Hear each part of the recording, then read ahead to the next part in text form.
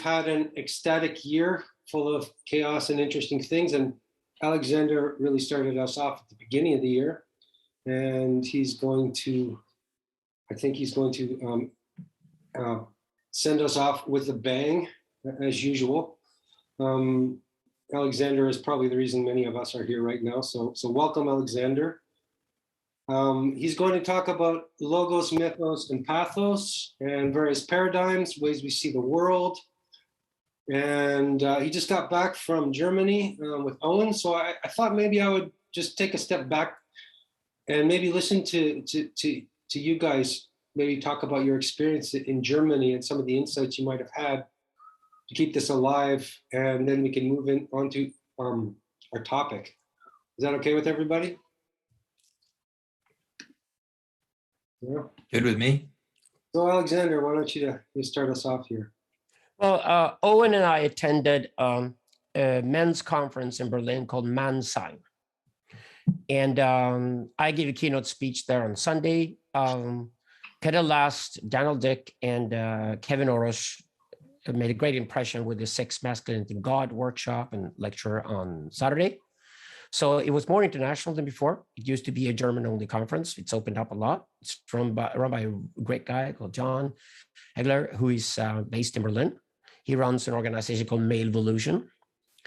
And what I did in my speech on Sunday was that I laid out something I want to start with tonight, just to lay the foundation for it. And that's sort of a split in men's work that we agreed on in Denmark at the European Men's Leadership Summit a few weeks before the Berlin event. Owen and I were there too. And I think it's helped everybody who does men's work. Well, anybody who does so anybody's in the sort of political, spiritual realm, where most of us are located in Europe right now, to give some clarification to what's going on. And we talk about the three realms of men's work here. I'm sure women could identify something similar, but at least this goes well for men. Where the first realm is the basics. It's just self-improvement, rite of passage, the journey from boy to man, and the journey on from man to father, mentor, leader, possibly later in your life. This is what we call the one dogma realm. What's important here is that you find one ideology, one journey, one exodus, if you want to have it, and you follow this, like this when the guys usually do the 10-step programs. They go through 1, 2, 3, 4, 5, and you tick them off. Like men love to do that, right? This is what you do. And Manifesto in Denmark and Mankind Project in many countries. Here in Sweden, we've got a guy called Matthias Fyron who does this wonderfully in a project called The Way of Men. So there are a lot of guys who are doing realm one. And that's probably because it was the foundation for men's work. Arne Rubinstein in Australia, he's a master at it. So that's realm one. Realm two is what Owen and Andrew here specialize in, which is bringing men into the world. So this is the social realm. This is the outer realm. If the first one is the inner realm, it's the outer realm. This is the world of many dogmas competing. So think of it like the town square. Also think of it like where you submit yourself as a man to a cause or a purpose that's bigger than you. And by submitting yourself to the bigger cause, you follow that cause, but you follow that cause in competition with other causes, and you're perfectly happy to change or switch to another cause throughout your life. That's the whole point. So this is when men become social, and this is when they contribute to the social, and this is what it means to be social and masculine at the same time. And this, of course, Parallax Academy is a perfect example of that, which is exactly why you split from Manifesto, because people have been so confused, because Manifesto excels at realm one, and Parallax and the guys, the work you've done here with MMA is really great in realm two. And I think you, Owen and Andrew, are perfect at it, and that's exactly why this should be located in realm two. And of course, the Mannsein conference in Berlin itself, during my speech, was the perfect example of realm two. This is a meeting of different types of minds where men struggle it out through lively debate and then go from that space to different convictions, right? And pursue them. So this is realm two. The third realm, really at the men's work, is what we call the tantric realm or the hidden realm or the sacred realm. And this is where you say no to the guys when they're curious about it. Like, no, you don't go here. No, you don't go here. No, you don't go here.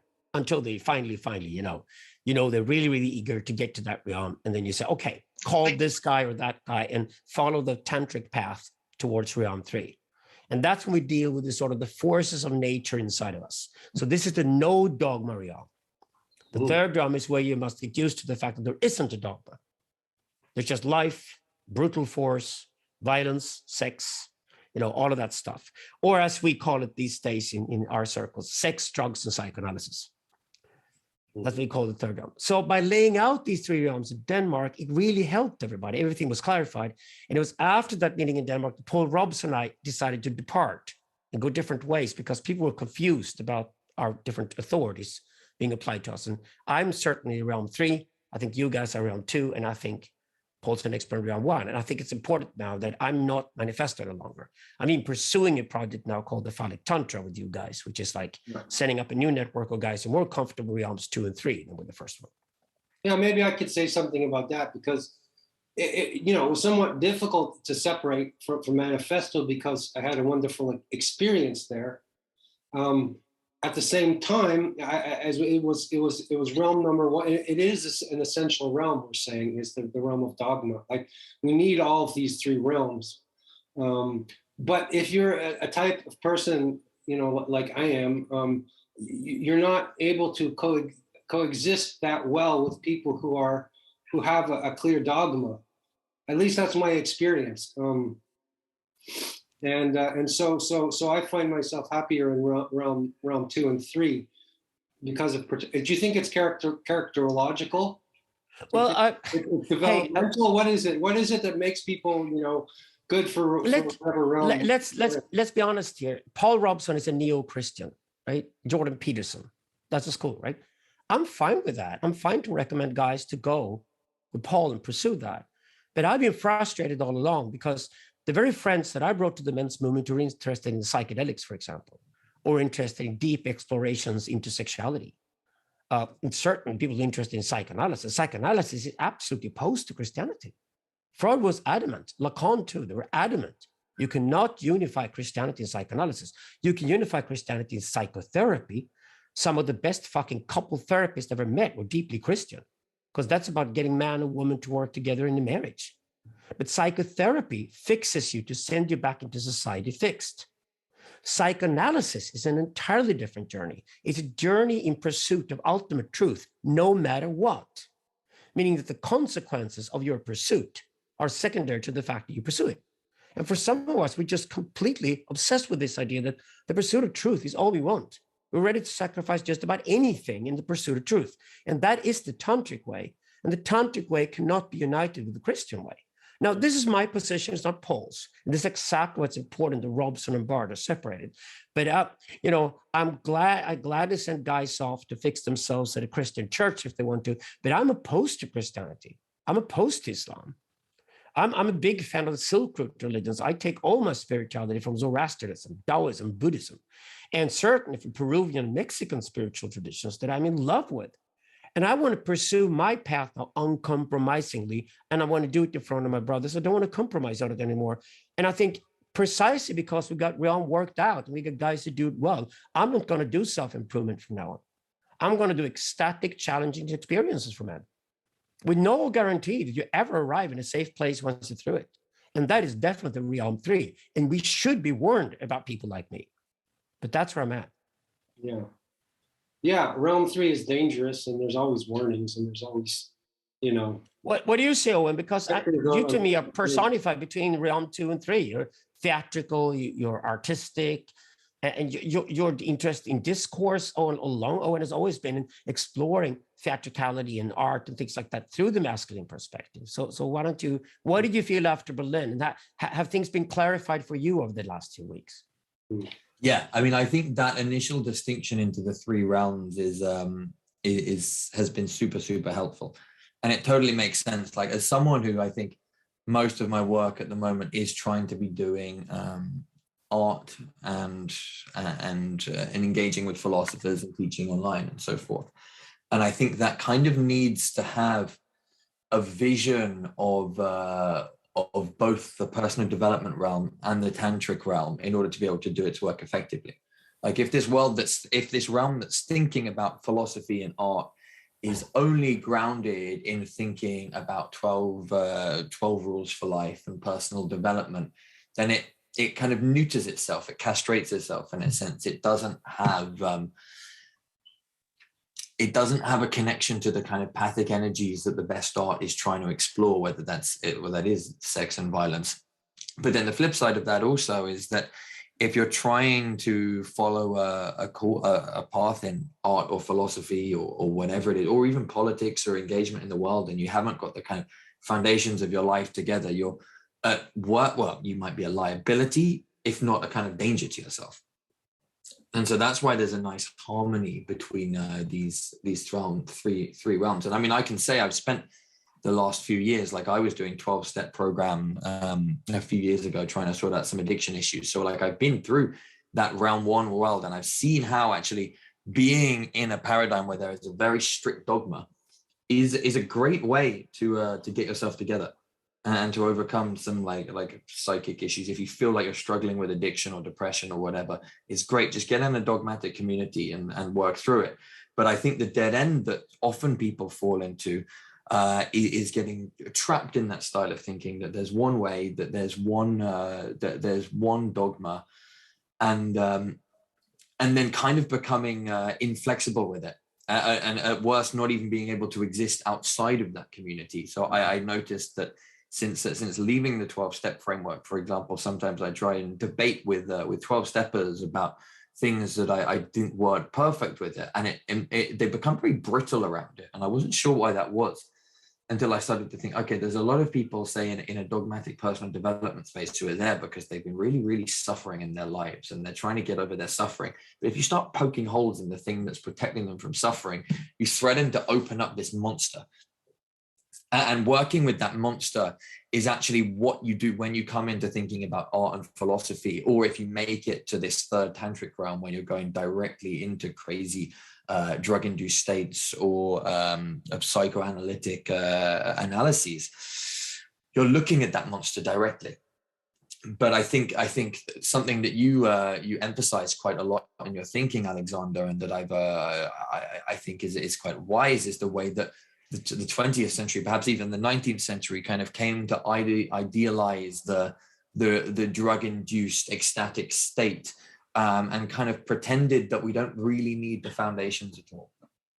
That actually the foundations, because they're dogmatic, are actually just backwards morality that prevents people with non-normative sexualities or patterns of life. It doesn't even allow them a place in society. So we've kind of gone, let's throw away the boundaries, let's throw away the dogmas. Everything, drugs and sex is fine for everybody. And we kind of with them. I think that's why a guy like Jordan Peterson went massive. But those of us kind of involved in the spirituality and the men's work world and trying to take it seriously kind of need to be seeing that, be aware of the kind of dialectical process, that there's an immense value of people going into personal development world and Jordan Peterson style stuff. But then also that becomes a dead end if it's just that and doesn't have conversations with other realms as well. I think that's why Jordan Peterson imploded. I seriously think it is. He went on tour. He became a rock star. He shot way too many pictures, way too many fanboys. It exhausted him completely. And he was basically asked to give answers to questions he couldn't even address. And that's where he lost his real heart. We watched Nietzsche and Jung and became some kind of pseudo-Christian atheist preacher, which is really weird, actually. And the guys I know who are fans of Jordan, including myself, have gone back to look at the old Nietzsche and Jung lectures from before he became famous, and they suddenly realize why they love him to bits. He's magnetic at those lectures. I highly recommend you go back and check out the original Jordan Peterson, and then just ignore the current pale copy, because that's just a cashing machine right now for the Peterson estate or something. But really, it's way before he went on tour that it was interesting. And that his real heart, what was in anthropology with Nietzsche and Jung, where I think Jordan Peterson is absolutely world class. And that's precisely because in that realm, he was in all the three realms, but he was then reduced to realm one only. And realm one on its own is a boot camp. Realm two added to realm one becomes the democratic square of gentlemen's discourse, where men have a debate, the cigar club, the patriarchy. The patriarchy, which we love, when men rule the world and they do the good things and they make amazing things and they develop new technologies and civilization and whatever. All of that is realm two. I always emphasize that a part of men's work for me is to do cigar and cognac clubs. And it turns out it's actually when you do the cigar and the cognacs on the Saturday night that the innermost truths and what terrifies you the most among other men, even about other men, is what comes out. It turns out it's actually a very great therapeutic process. But I think that was the whole point with the square in Athens during antiquity, you know, and that democratic discourse is realm 2. Realm 3 is art. But it's also, of course, because this is what feeds art, sex and violence. But sex, violence, and art, you know, the forces of nature inside us that we can hardly control once we get to know them, are realm 3. And when we walk into realm 3, we dare to let the genie out of the bottle, which is precisely where realm 3 must be contained. Whereas Thomas Hamrick always emphasizes, the sutra must first work before you enter the tantra. A society with the tantra rounds free without the sutra is the kind of nightmare you get when realm 3 becomes the dogma. When in reality, anything from realm 3 is completely non-dogmatic. It's impossible to maintain a dogma in realm 3.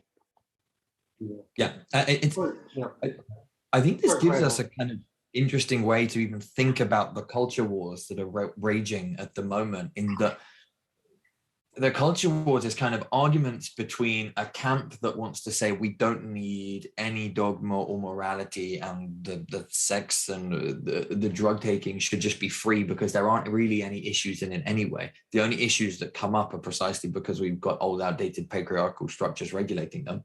And then as a reaction against that, you've kind of got the traditionalist camp that's like, no, we need to lock that stuff up and push it away, and we need to only have morality and only have structures and dogmas. And these two are clashing together, and so you end up with the democratic square isn't functioning, because in order to function, really it needs people who at least have a mature acceptance that these different places all operate and have a place within a society. The example that came to my head over the weekend is like, you can go to India and you've got these big cities with like banks and corporations, but there's also burial grounds with crazy agoris walking around and doing rituals with the ashes. There's kind of a sense that the tantric space and the very sutric space can exist side by side. I think that's what happens when realm 2 is becoming dogmatic. So if realm 2 moves towards one dogma, if you got the hungry boy pharaoh who wants to take over through violence, or you got the very, self-appointed pillar saint who thinks his teaching is superior to anybody else's, right? And they want to move towards the one dogma, and they want to apply the one dogma onto the square where you should have the democratic discourse. That's when the shaman walks in from the wilderness, because he's got the perspective, which is the outside perspective at all times. The shaman talks to strangers. The shaman talks to the gods. The shaman talks to the demons. The shaman has a monopoly on all outside communication outside the tribe. And that's when the shaman has to walk into the square, often putting on a robe, calling himself the prophet. And he walks into the square and says, he warns you of the stupidity of going towards one dogma. And that could be hedonism. That could be the dogma. It's often the case of the prophet too. It's like you've lost your sense of reality. You've skipped the sutra. That can be exactly what the tantric shaman says. But the shaman comes from a space of no dogma at all, where he can comfortably live. He's he's the only one who can live in that realm. Walks into the square and says, listen, you got to split up the dogmas instantly. You got to have several dogmas competing, or else you will lose track of everything and go mad. And that's what the prophet warns us about when the prophet walks into the city. That, I think, is fundamental to religion. That's why they are prophets. And that the prophets are warning you about the future. And if we kill them, they become martyrs, and then we have turned them into saints, as Girard would say. But when the prophet walks into the village, what he says is that I come from a world of no dogma. You cannot handle that. I can't. But I can tell you one thing. You must not turn your world into one dogma world, because the closest you can be to a no dogma world that actually works is to have a several dogmas competing world. And that's why I think these three realms are so important. Yeah, interesting. Because I practice in the Buddhist tradition, and we always divide everything into three as Hinayana, Mahayana, and Vajrayana. And Hinayana, that's what this is, exactly. Yeah, that's what it is. Hinayana, exactly what this is. As Daniel Dick pointed out. Straight and narrow. It's a straight and narrow, and it's usually divided into the guy who's hyper-disciplined and the other guy who's a total scholar, but he's kind of, he's a lone wolf. And the problem, there's always, with each of the earlier stages, because it's an earlier stage, there's a problem with it. And the problem with it is that it tends to be lone wolf-like, or it tends to be, either you're a lone wolf or you're, a sycophant. And that's the Hinayana, and the Mahayana is the open path. Actually, it's like everything is, it's you move from the narrow path into an open place where you have all the chaos of the market, and you have to develop compassion and wisdom to navigate all of that chaos and confusion. And then there's a limitation to that as well, because the problem with that is that it doesn't as you say, it's competing dogmas probably, and I'm trying to think of it in your terminologies, and these competing dogmas don't lead you to any, let's say, freedom, because you're always trying to navigate the world, whereas the next stage is a stage of kind of, it's a stage of freedom, where as you say, like, it's the crazy wisdom master is not bound by any dogma. Yeah, but the vast he has to speak to people. Yeah, so he speaks to people in the language that they can understand gradually over time. So as they move up through the stages, and actually, wait. Can I finish? You're making Andrew, stop it. You're making a hierarchy here that I ban. No, I'm not finished, because I'm about to say that these things you're happen. making a hierarchy out of it. These things happen to happen simultaneously. So it's not like you're moving up a ladder. It's that they're Why all. are you saying that then? What? Why are you saying you're moving up a ladder? Because it isn't. There's no ladder. There's no ladder. There's no ladder when you know that there's no ladder. But when you're on the straight and narrow path, you need to work with modes and modalities and skillful means and all that. So yes, yeah, but wait a second. There's no ladder, but you still have to. Andrew, please listen to me here so we can go back to the theory itself. The problem is that if you live in a community, and you must be respectful of the sutric and not idolize the tantric here. That's exactly Owen's point. We did that mistake in the 20th century by idolizing rock stars and all kinds of things. We need to go back to not idolizing the shaman. That's wrong, because the shaman cannot save society as a whole. They can only be saved in realm 2. And they can only be saved through a proper discourse with differing views. And then we make decisions. We vote, for example, in democracy, make decisions. They're temporary truths. Then we move into new discourse, a new debate. We do make decisions all the time. You cannot build a house arguing people. You have to make decisions constantly on how you're going to build a house. That's exactly how construction works, for example, and architecture works. But I'm very opposed to the idea that there's a hierarchy and you move higher and you go closer to the tantric. I think that's I'm adamant that the tantra is only there because it's accessible, because it's around, and some people can then handle it. But I don't see society. I agree with Christians and Muslims in the sense that if you ban the tantra, that would work. You would have a world that would work. It would be a terribly boring world. It would be a colorless world. It's not a world I want to live in, but the world would work. If we managed to ban tantra altogether, the world would work. Now, the problem is we haven't managed to ban tantra altogether. Tantra being banned in Christianity and Islam returns as a fucking pressure cooker that overboils constantly. We call this phenomenon the preacher being found in the whorehouse, right? That's Lacan's point too. If you build the pressure cooker of all your desires and then you ban most of them, like anything close to tantric, you ban it, it will return and then blow itself up in the middle of the sutric where it shouldn't be. That's the problem with trying to ban things that are forces of nature. So the tantric returns all the time and comes back and it interferes. It's the real. It's the real that kills. It's the real that kills the fantasy of the sutra constantly, and therefore irritates us enormously until we have to redefine the worldview again and again. This is Lacan, this is Hegel. And I would say the dialectic reigns in realm 2. The dialectic is the realm 2 for sure. Now, whether you could apply dialectics onto realm 1 or realm 3 is a different question altogether. But the public dialectic, the public discourse, and how we make decisions and how we move forward together as men together is definitely realm 2. And therefore, I'd say these are the necessary realms, the 1 and 2. But I'm interested in tantric because it's there. It can be used, it has purposes, and because it is the real of the logos and the pathos and mythos, which is the theme tonight, it's definitely the pathos, which is in realm 3. And you can do the logos and the mythos. I would even propose that the logos, because it has to be split, reigns in realm 2, and the mythos is realm 1. That's where the hero's journey is mythical, realm 1. Whereas what we do together as men, the cigar and cognac clubs, the patriarchies, the corporations we men start and found and run the world with, all those things that men do are located in realm 2. And when they run well, they run free, open, democratic, and respectful of each other. And that's what we try to achieve by presenting it as the realm of several competing dogmas.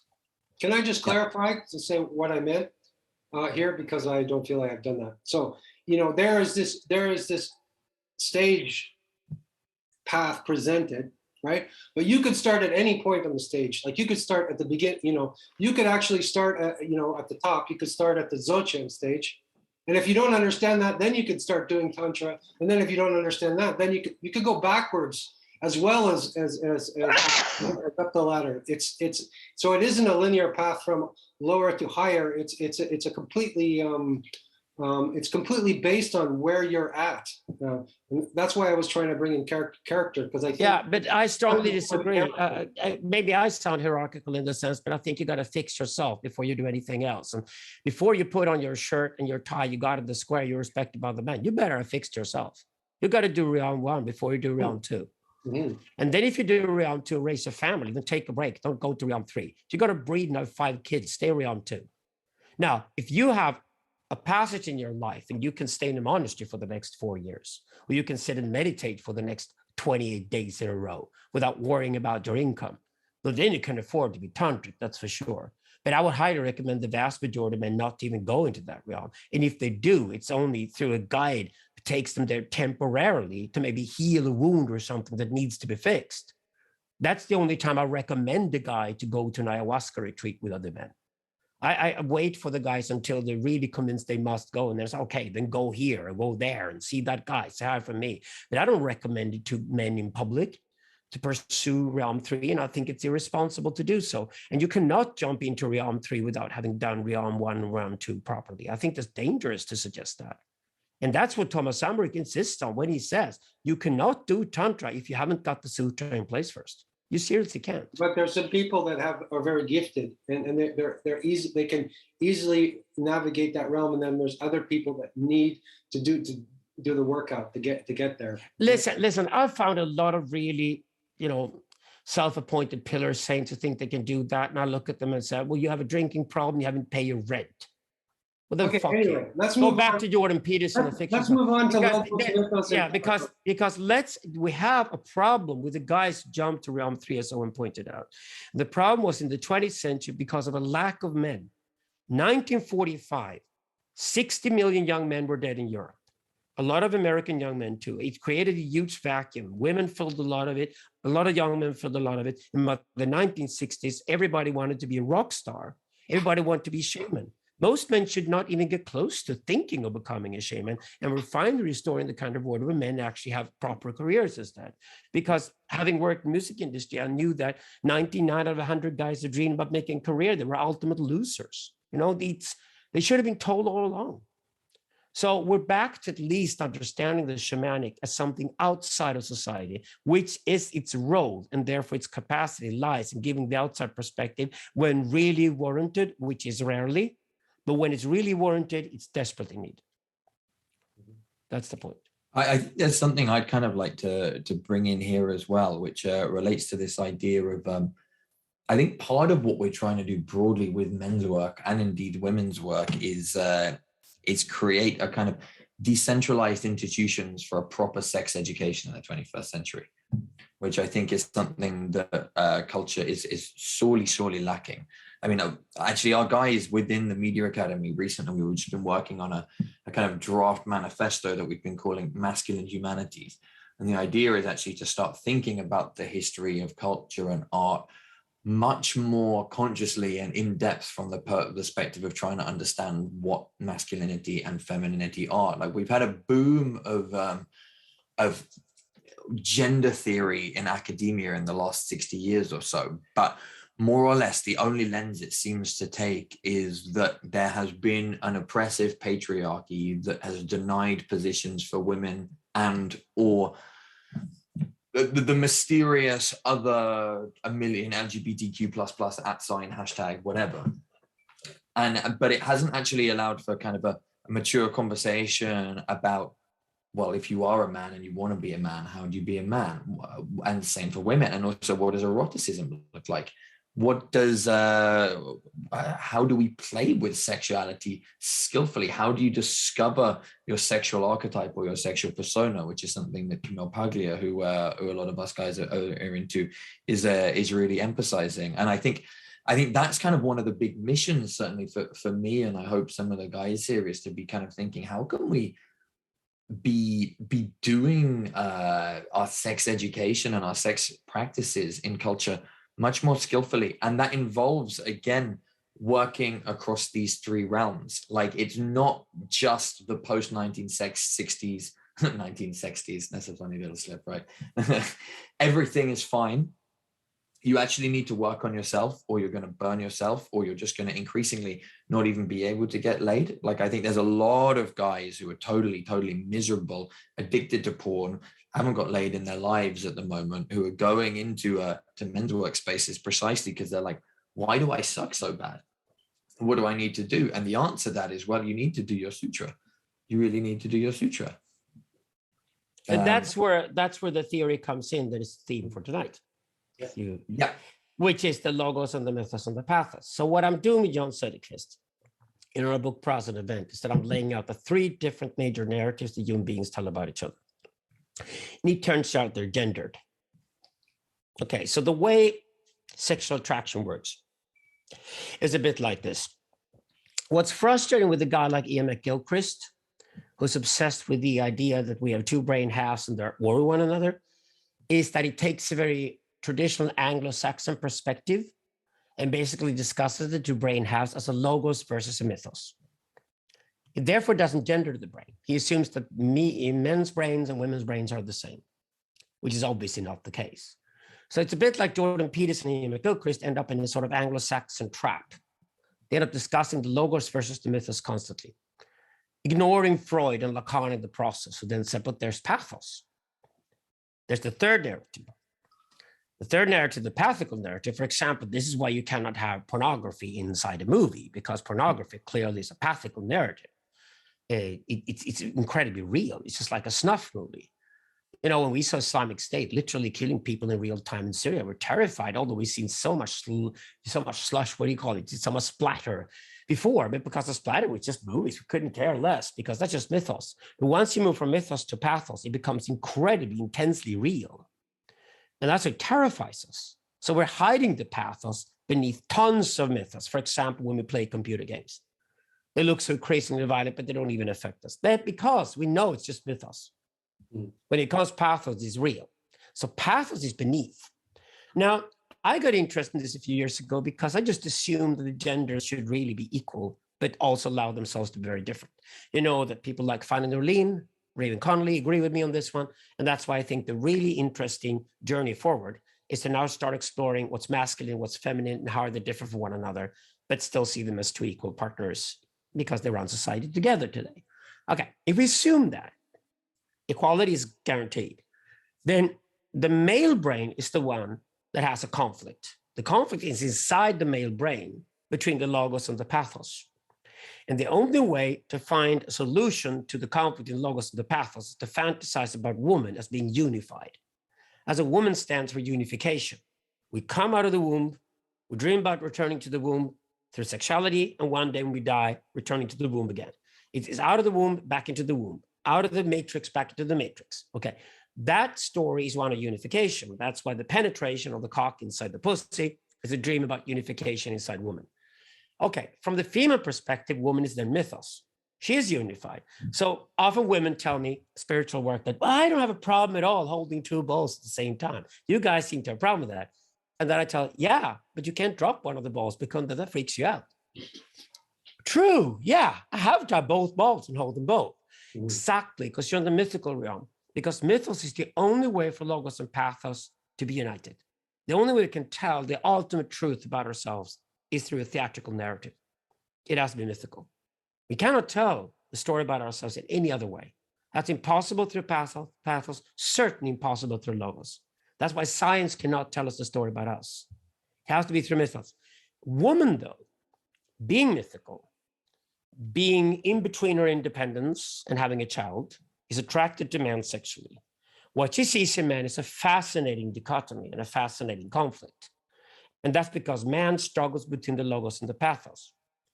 What that is, though, and what is problematic for women in life, is the logos and the pathos division makes it easier for men than for women to separate fact from fiction. And this is the problem, I think, today with postmodernism, with a lot of women coming to the forefront culturally, is that we have a dark feminine force here that says that women are better than men at absolutely everything, which I think is blatantly untrue and undeserved. Women only have to be good at what they're good at. They don't have to be better than men at anything. And sometimes it's just easier for men to make the distinction between the fact and the fiction. And that's why women do a lot of astrology. Men never do, right? So the explanation is always mythical coming from women. So women talk around things. They talk for a long time to get to the truth of something. And therefore they meander around the truth to try to nail it. And they very often nail it because it's the mythical realm. Whereas men either make a distinction as logos, this is how things actually operate. These are the zeros and the ones or the forces of nature or whatever. And here's the pathos. That's just the force itself. Boom. You know, being horny, pathos, right? Being hungry, pathos. So men are torn between the highly emotional state. They're more emotional than women are. Women just play emotional. Men literally are emotional. So they play, the man is torn between the logos and the pathos, and woman is then in the mythos, where woman is attracted to a split she can never achieve. She has to go to man. She has to fuck man. And by fucking man, man and penis being separated, already there's the logos and the pathos separate from one another. That's why on men, we look at the male body, we look at the head and find the logos there, we find the dick, we find the pathos. Whereas for woman, woman is phallus. The entire female body is phallic. The phallus in woman is woman. Phallus is something man has, meaning man and phallus are separated on the male body, whereas in woman, they're one thing. So the mythos on one side and the logos and the pathos on the side is how we actually see each other. And this is what sexual attraction is. And here's the evidence for it. As always, when you do anthropology thoroughly, you go to the gays and the lesbians and you double check with them. And what do you get? The reversal. So it's so funny because something that fascinated me for years with lesbians and gay guys was that their relationships were so different from one another. Lesbians almost always divided themselves into dyke and a femme. And it seems to an amateur that that's like taking a male and a female role. No, it isn't. The dyke is the pathical role. And the femme is the logical role. The what? What was the word you're using there? The femme is the pathical. No, I mean logical. And the dyke is the pathical role.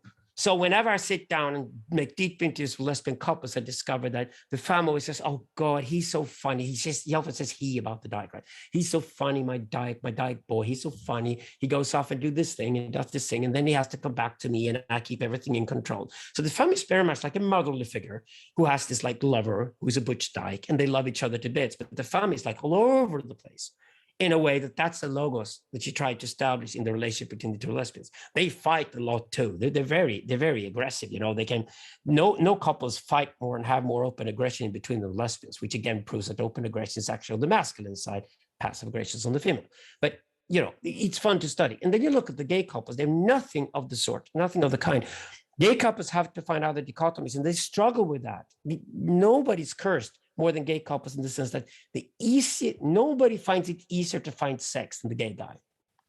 But nobody finds it harder to make a relationship work than the gay guy. And the gay guys that have made the trick have had to imitate something like age difference. They've had to find the dichotomy outside of it, because if you start dating the guys exactly like you have a best friend forever, but sex is over in weeks. And if you start dating a guy who's got great sex, but you don't understand him, you literally don't understand him at all. You can't live with him. And that's kind of interesting.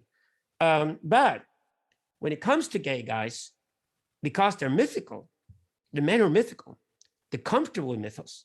That's why we have a massive overrepresentation of gay men in theater, drama, literature, the arts. Why? Because they handle the mythos with ease without getting fucked up by it. It's like I said, if you're a heterosexual man, you want to become a writer, expect to become a drunk. I call it the Ernest Hemingway factor. Yeah. If you're a gay guy like Oscar Wilde, you'll have the time of your life, you'll walk through life, drop wonderful one-liners everywhere, write drama plays, you know, Shakespeare, Oscar Wilde, gay guys.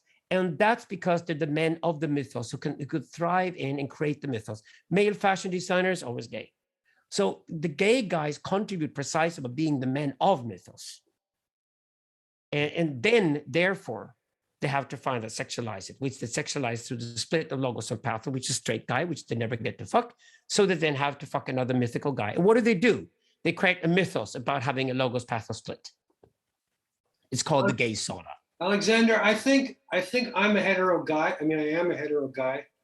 You think? But my mind is mythic. I think in symbols and I meander and so when you were describing a woman's mind, I think you were describing my mind a little bit. About No. You're mistaking your mind for your projection. For a projection. As a straight man, you project enormously mythos and you long for mythos enormously. That's why you're sexually attracted to women. And you are sexually attracted to a woman. You have a wife. That's interesting. Right? Mm-hmm. So you don't mix up your projection from your ontology. This is key to understanding archetypology. This is where people make mistakes all the time. For example, in understanding the priest versus the chief. The priest represents the past. He collects the past. He has the will to intelligence. That's why monasteries run huge libraries and things. And then, of course, the priest is also interested in the future, but he cannot personify.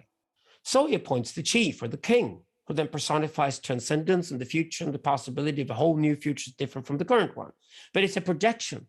The priest does not personify the future. Mm-hmm. That's the tyrant who tries to personify both the present. And the person who tries to personify both the past and the future is always the tyrant. We split those two in men. So we have a will to intelligence, which is the priest, who then projects his love and admiration onto the chief. The chief is the will to transcendence. He's the figure of the future. He's the guy who came from the future to take us into the future.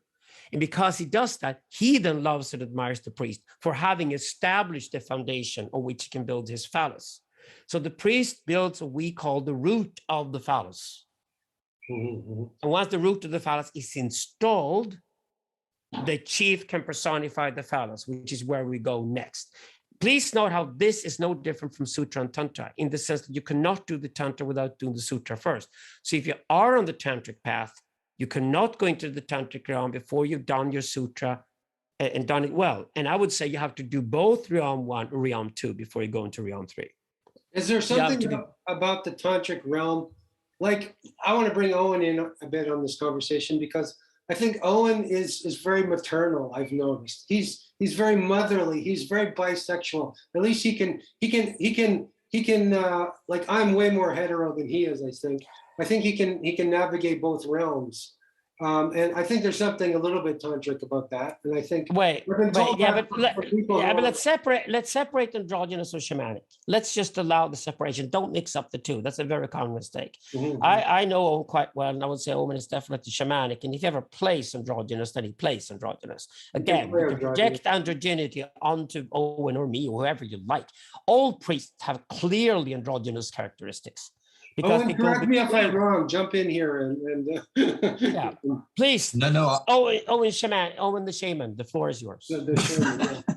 This is the gayest edition of Sweeny versus Bard ever. Be gay, okay?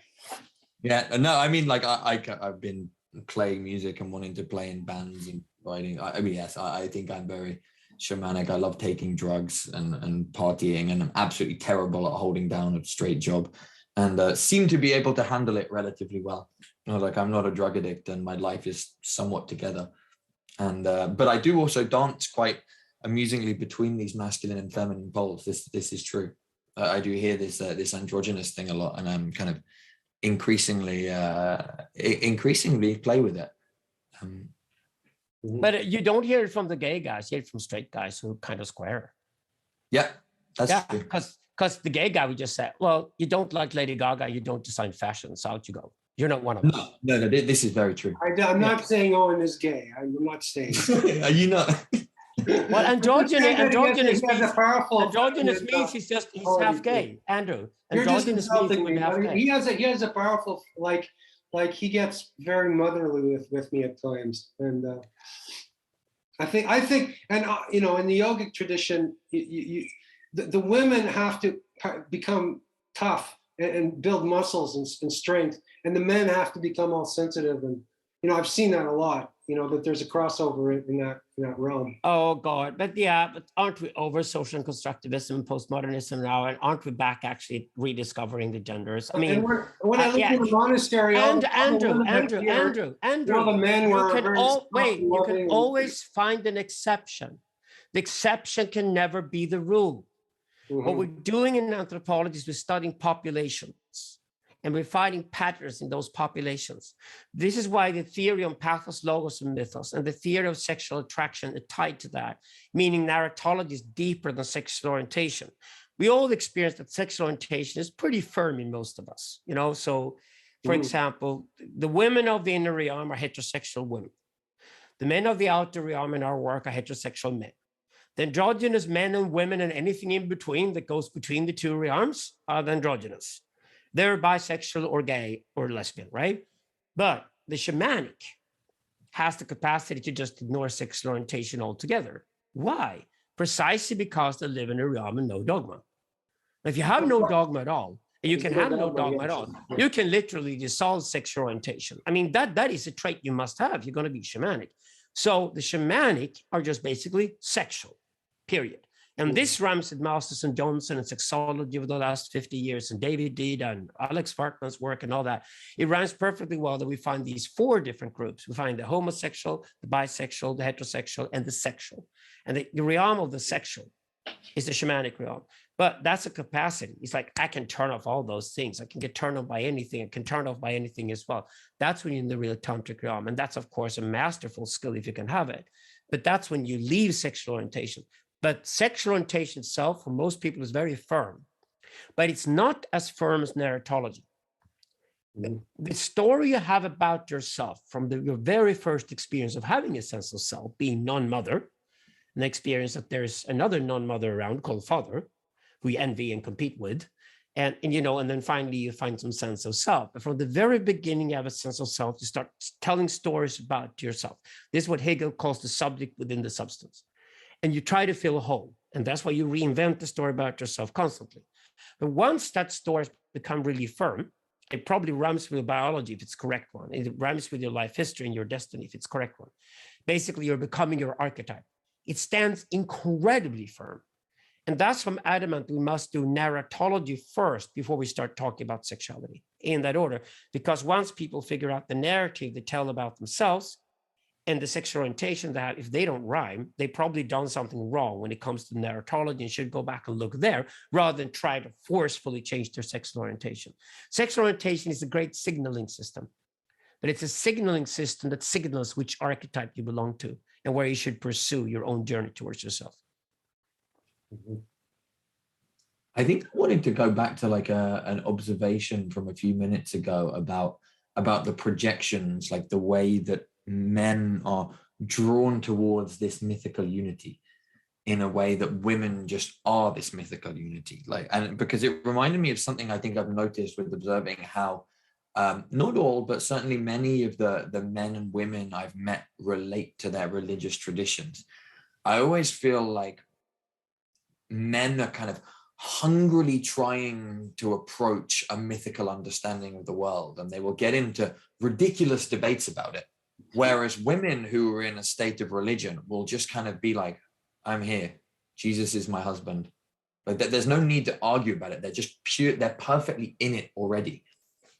And that's fast. I'm often left wondering, guys who are like, who speak a lot about their religion, I'm like, there's always a little bit of doubt. Like there's a little bit of that split there. They're like, I really need this to be true. I really need this to be true, but I'm not convinced. Whereas I think women genuinely do get convinced about religion very, very easily. That's why the penetration gives you the sense that you've achieved the mythos, even if temporarily, if you're a man. And that's why you seek it again and again and again. You go back to the intercourse, right? The sexual act itself is what gives you the mythos. Whereas for women, it opens them up to the excitement of being in this realm, this dichotomy between the logos and the pathos. That's why, this is exactly why groupies love rock stars. Rock stars, oh, he's so messy. He's both this and that at the same time, where I'm just a groupie, I'm just going to suck dick and fuck the rock star and leave, it's just like. Men are attracted to I was reading Paglia yesterday, and she's kind of saying exactly this. Men are attracted to like a perfect image of a woman, which is what glamour is, right?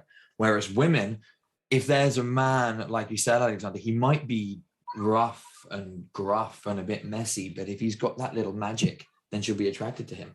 Yeah. Exactly. So if the guy is a really raunchy rock star with makeup on, for example, there's a conflict there already, and the conflict is what turns women on. And of course, then the rock star stands on the stage and he sings a song that I love you, baby, I do anything for you, baby, blah, blah, blah, whatever, you know. And you don't know whether he sings about a woman or a drug, it doesn't matter. The woman then projects it's about her. She then seeks his attention. She becomes the groupie, fucks him, and she drops him the next day. Groupies don't hang around, you know. She's gonna go off and fuck the next rock star and excite herself sexually by fucking another rock star, you know. And that's what women do. And I've seen this so many times that it makes sense to me. And this is where the logos pathos divide on one side and the mythos on the other side works. And this is what's important to it. This is why I'm not a Taoist. I don't believe in the yin and yang, because I believe the yin and yang misses out on the third. This was also Hegel's criticism, what he called Asiatic thinking, like the dance between the two, the cosmic dance between the two. There's the yin and the yang, blah, blah, blah, all the time. No, there isn't, because the yin and the yang are not symmetrical. So you go and watch the yin and the yang, discover the yang is split. The brain isn't symmetrical split either. phase. This is one of McGilchrist's point. Even the Well, brain- McGilchrist is wrong, though, because he tries to make it a universal brain that doesn't exist. One of my one-liners that I use all the time I work though is humans do not exist. There's not a human. There are men and women. There are no humans. And I'm tired of McGilchrist and these guys trying to force their very sort of British little good boy pillars and versions of how the brain operates, because the brain obviously is not a mythos versus logos. No, the two brains are a fight between logos, pathos on one side and mythos on the other. And the conflict is already within man. And therefore there's a conflict between man and woman. And that conflict is never resolved. And the conflict that's never resolved is called sexuality. So the only way out of that, the absolute knowing of sexuality, is to go into the fuck the woman, she fucks you, temporarily release, and then off you go, and then you're back there again the next day. And that's the curse of life. That's how life operates. You can't get out of that. And that's the loop you must stay within if you're Lacanian. Mhm. Yeah. Well, I was thinking about what Owen was saying, and you know, the Bhakti yoga is all about devotion, right, to the one, right? And this is very feminine.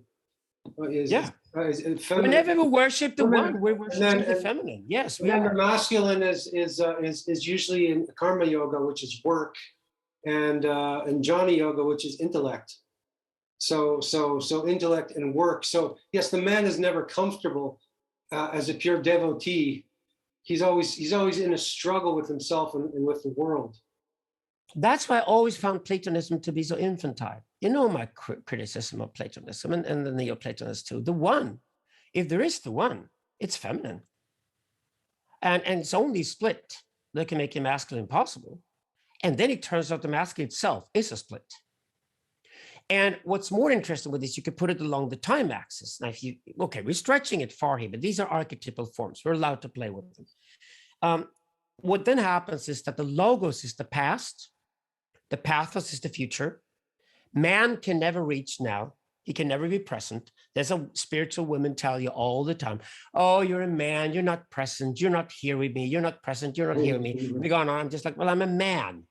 You're a woman, you're supposed to be present. Yes, true. I'm either in the past or in the future constantly. I jump in between the two. The priestly realm is the past. The royal realm is the future for a man. But we're never there. We're never present, which is exactly why we love to fuck a woman, because then we're suddenly present. Okay? Woman, though, is constantly present. And the problem with being constantly present is that you change the truths every 10 minutes. As a woman can tell you, well, this is how I feel about things now. But darling, that's not what you said 10 minutes ago. But that was then. This is now. It's just like, well, how's that for planning? How's that for constructing an exodus? How's that for building a fucking skyscraper? Yeah, it's great for decoration. It's great for feeling in what you want to do now with a little paint or something. But, change the diapers. It works. With anything that is temporary, intense, multitasking, wonderful to be present. A woman can do 50 things at the same time. Present. Totally present. So the mythos is the realm in the now. The mythical realm is now. Very whitehead, That's where the feminine rules. The feminine rules now. And women then leave it to men, the priests, to construct the history. all the way up to now, which I call the root of the phallus. And then they leave it to the men to dream about the future and hopefully construct it for them so they have a comfortable future where they feel protected and provided for. Okay, the men go off and do that. But are the men present here and now? Never. It's interesting. It's an impossibility for a man to be there. And with gays and lesbians, of course, you get the flip, which is so fascinating. Osho would say man is the gay guy.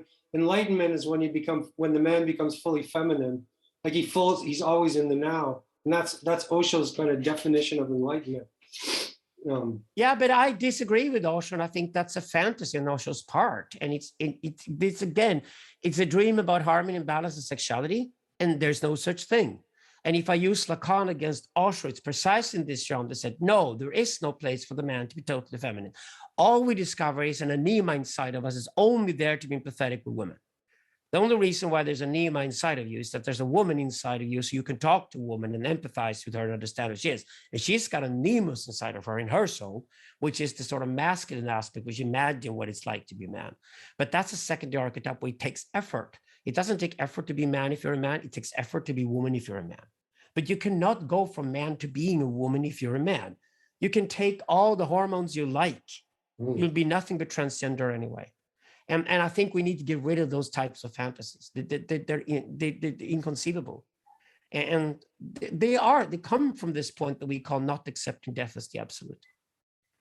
Yeah, I think because accepting death is the absolute. Accepting your own limitation, you can never get beyond your own limitation. Mm-hmm. Yeah, I think I understood that you were coming to the point of death there, right? Because yeah. Here's another one about contemporary society. I would say that when you come to the tantric realm, it's impossible to charge for it. Yeah. Kind of hard, huh? You cannot charge. You cannot make it a commercial activity to go into the tantric realm. No. Every time somebody does ayahuasca and they pay for it, you either pay for the housing or, the flight ticket, or you give a gift to the monks or whatever, take care of or the shamans to take care of the ceremony, but you don't actually pay for the ceremony itself.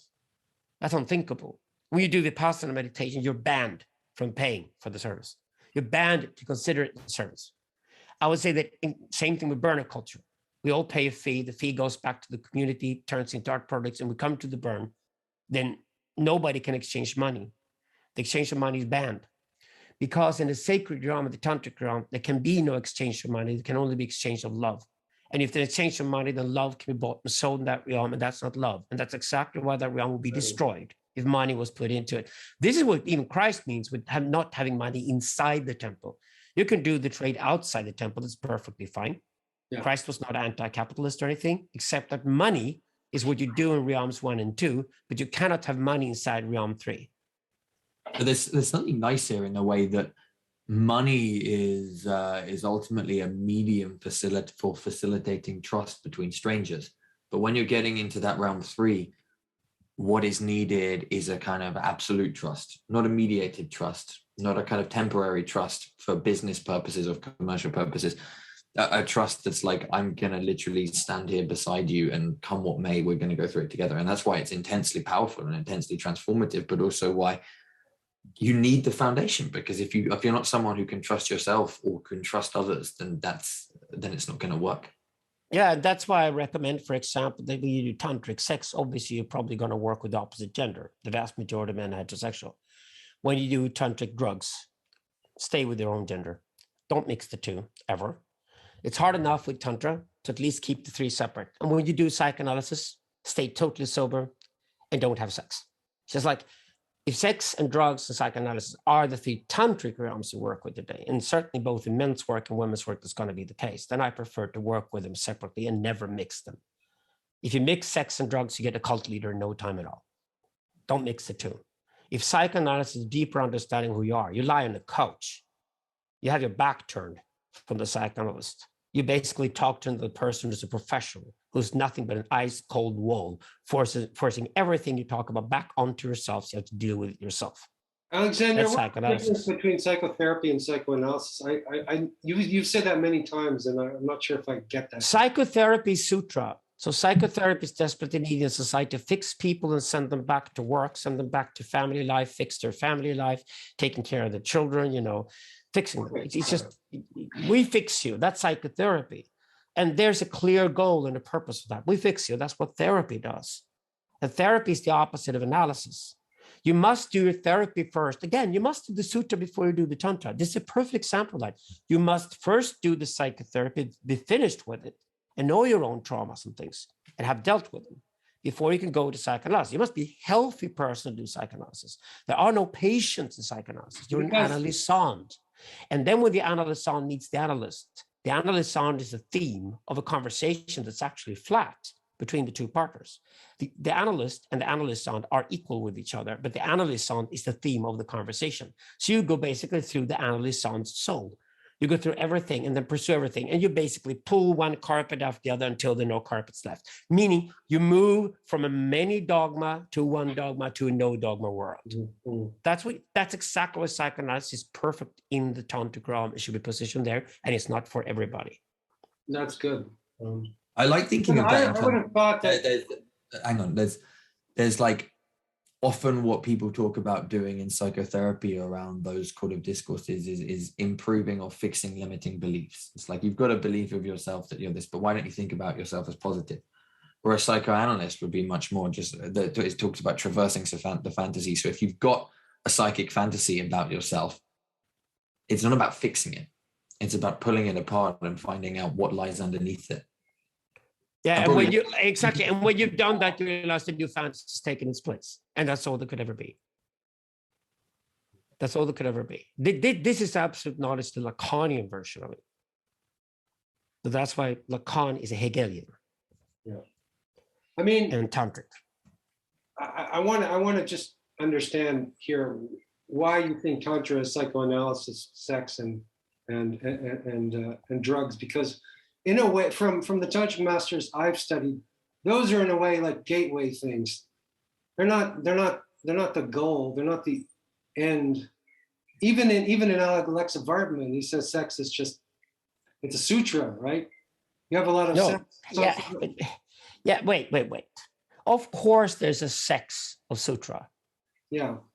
Okay. You found a girlfriend. You're in love with her. You fuck her. Fine.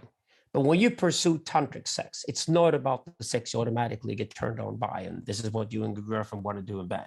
It's far more advanced than that. It goes outside of that. You're going to go into orgies, rituals, all kinds of things. It's an exploration, and you need guidance and teachers to go there. That's exactly what Tantra is. You cannot discover Tantra on your own. If you ever try to discover Tantra on your own, that's not Tantra. But what Tantra I mean is always a tradition of something. You have to go through the hedonistic experience to get to the Tantra. That if you ever pursue the tantric in itself, if you ever pursue the tantric on your own, you're bound to be nothing but a nihilistic. Well, that's what I'm saying, Alexander. But I'm saying that when you're just, usually I would think that psychoanalysis is what you would do so that you could enter the tantric realm and leave behind analysis altogether, because tantric is transrational. It's not. No, because you're talking about analysis. No, you talk about analysis. No, you talk about analysis is fixing you. That's not what it is. That's not what it is. You can work with psychoanalysis. You can work with tantric sex. You can work with psychedelics. You can work with them in parallel. That's what you can do with the tantric realm. And people basically go towards the archetype. And some guys said, doing psychedelic journeys with my brothers, what do I want to do? I have a great sex life with my wife. Sex fine, right?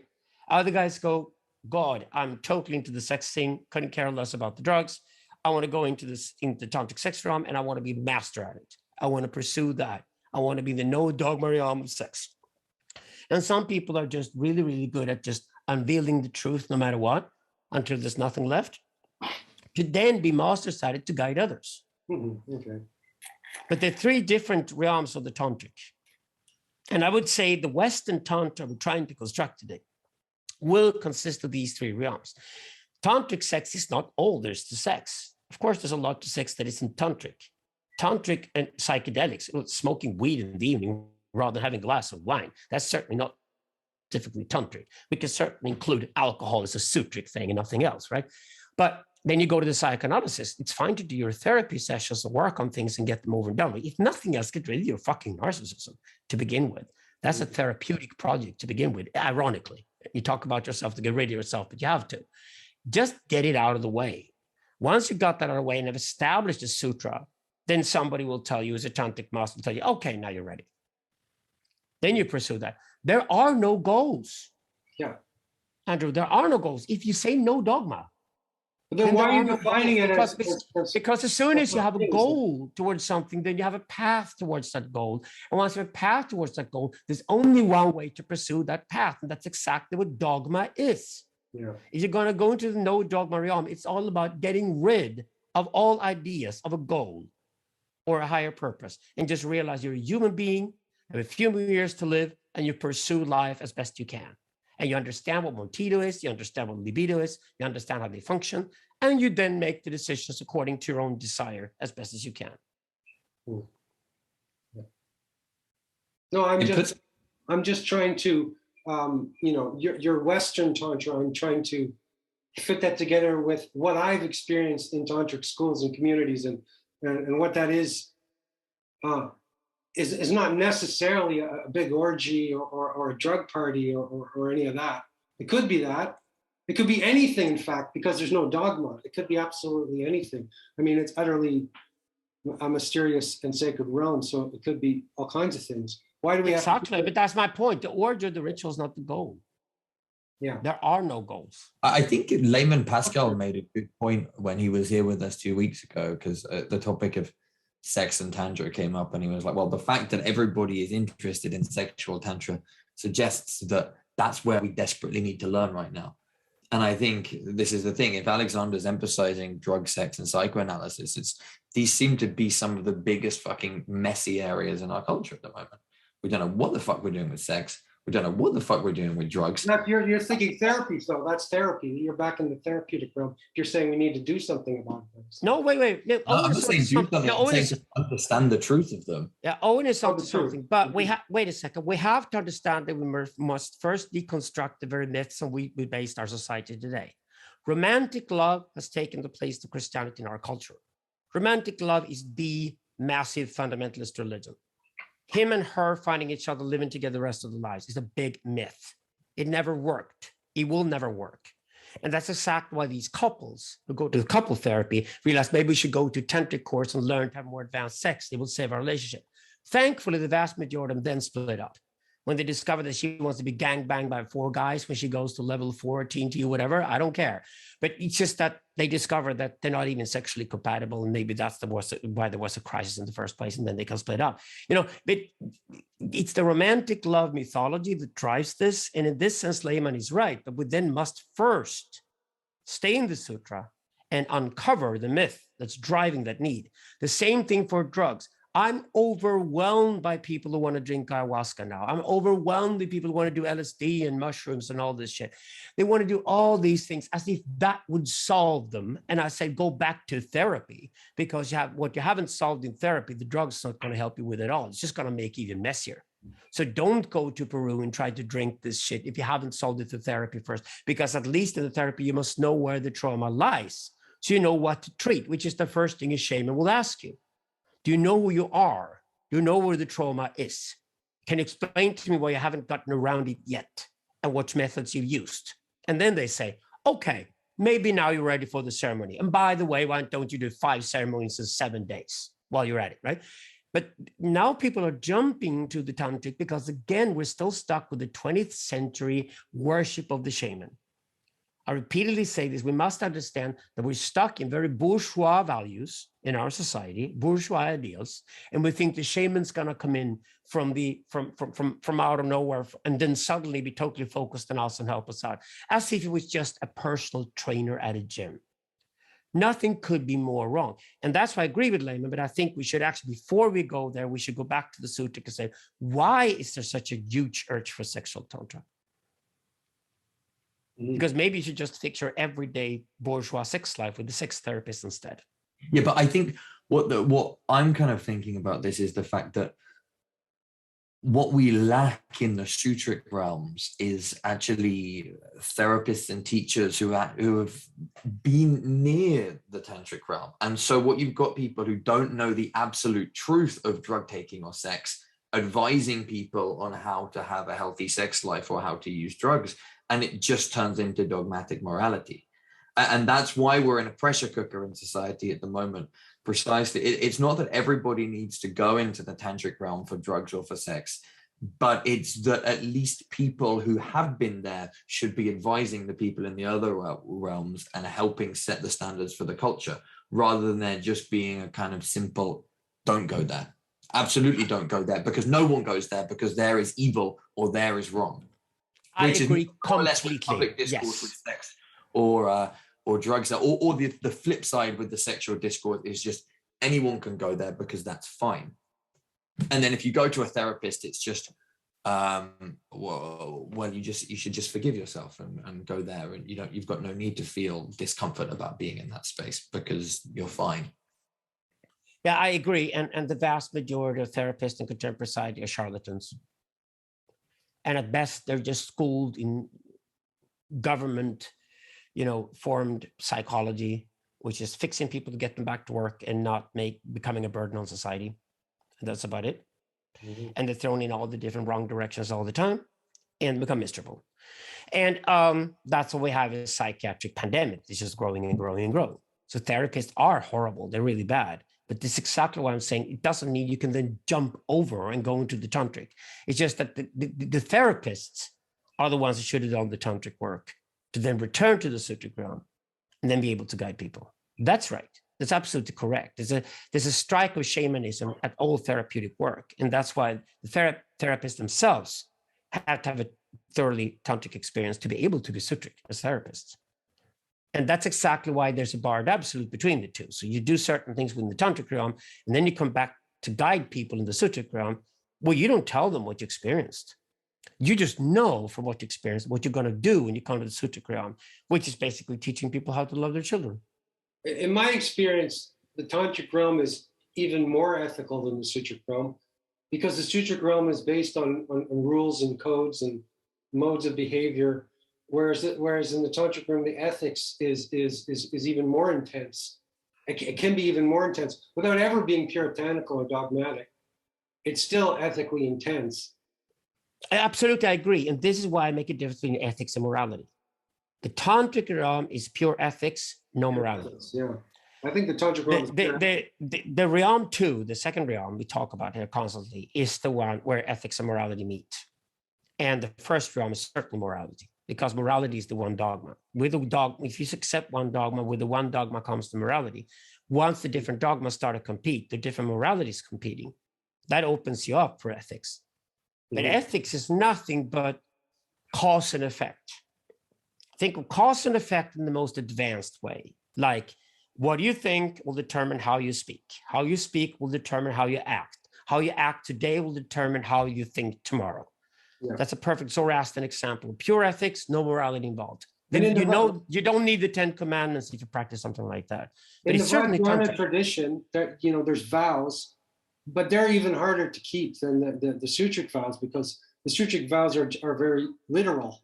So I think you move from a more literalist interpretation of the world to more like immediately meeting the energy of where you're at.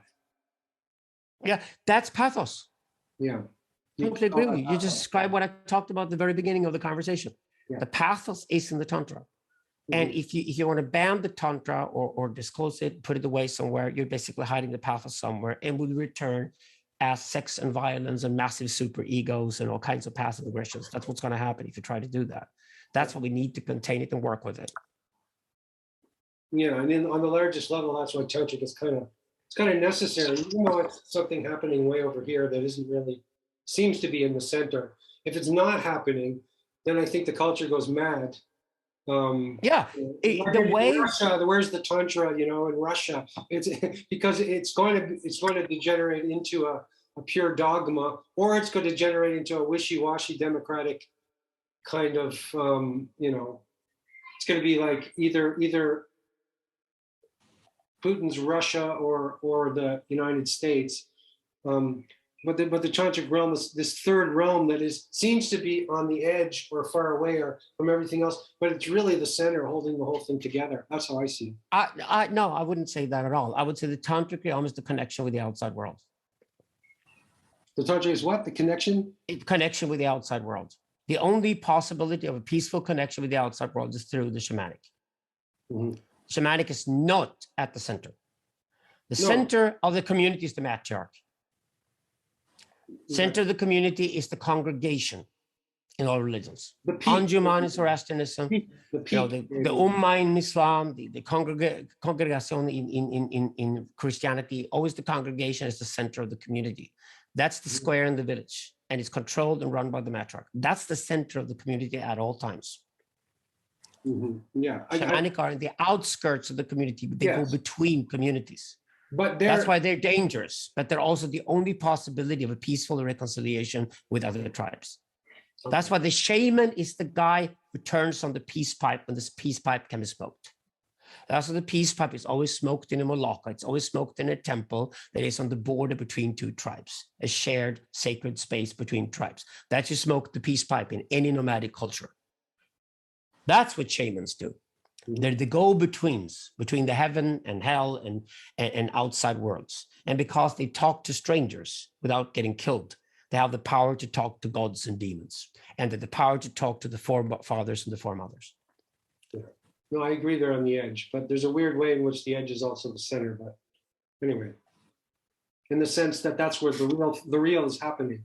No. Now you're again creating hierarchy between them. Stop doing that. That's so tempting, but that's Pillar Sainthood. That's exactly what Pillar Sainthood starts. There's nothing better about being shaman than being anything else. Don't try to turn the shaman into the rock star idol again. Try to avoid that. It might have been your personal journey. It might be belonging to your archetype. It might have been your aspiration, but it's not a universal aspiration for all. As for very few, No, I would rather suggest that if you're interested in shamanism and you want to practice in a community where it's no longer just 4% of the population of shamanic traits, but rather 40%, join Burning Man or go to the borderland in Europe, or go to one of the burns, because suddenly the androgynous population goes from like 4 or 5% to 25%, and then suddenly the shamanic population goes from 4% to something like 40%. It's a really rare breed of people who meet in these gatherings, but that's because they don't exchange money. They create art products together. They do kinds of crazy shit. We're not going to go into the details. This is a public conversation, but that's definitely proto-tantric. If anything is proto-tantric, it's burner culture. And it's a good place for young people who are curious today to go and experiment and try to go close to the tantric while keeping themselves together. Because the other 50 weeks of the year when you're not at the burn, you better pay your bills and go to work. I like the idea of prototantric. That's pretty good. Yeah. So should we open this up for questions? Do you want to say anything else, Alexander? Before No, I'm fine. I think I laid out the logos, mythos, and the pathos where it belongs in this context. So yeah, open to questions. Wonderful. Good. I'm going to go grab another beer, but you can start with the question. All right. So how should we do this? Should we open up the gallery? Or so if somebody could just put their questions in the chat. Do you want to go through them, Andrew, or should I go through them and answer them? How do you do this? I'm going through them. Okay. I don't find any questions here. I'm finding a lot of statements like kill humanism, the gay sauna. Okay. I'm going to open it up to gallery and ask people just to raise their hands if they have a question. Yeah. Nobody has a question. That's really weird. We just finished them off. It's end of season, There's nothing else to add. There's just nothing to say. No questions here. Oh, Matt. It's incredibly funny comments, though. I must say that. It's a great crowd here tonight. Madalena, go ahead with your question. Yes. Thank you. This is great. I'm wondering, Alexander, in the acceleration of mimetic rivalry, neurohacked, therefore subcognitive, isn't there kind of an urgency to what Owen was describing in terms of a whole new way of encountering sex, violence, and art? And that needs to be done in not as a lone hero journey, but in this sort of tribal poetic way? Tribal poetic is exactly what burner culture is. So we can start there, right where we finished off. The sort of proto-shamanic culture that burner culture represents, I think is a good try for anybody here in this conversation. Go and get a ticket to burn and go off and do it. Become a burner. It's tribal poetic in the deepest sense. Everything is interactive. There's nothing being built at a burn that isn't collaborative, and nobody goes to burn without interacting with everything else. So the burn itself is really a massive collective art project. And it's a communist utopia in the sense that no money is exchanged. At least for 8 days, we can pretend we're all equals. And we're creating something beautiful together. So tribal poesis is exactly what's practiced in that realm. So let's see where that can take us. I would say that I would never, ever direct anything pathical in any way whatsoever. I think all attempts to try to tame and direct the pathical are doomed to fail, which is precisely why anybody who wants to say what art should do is a silly little Platonist trying to control art and will only turn out art into banal propaganda. It's impossible. Our art, by being transformative, art per se, is questioning itself in its own process. Otherwise, it isn't art.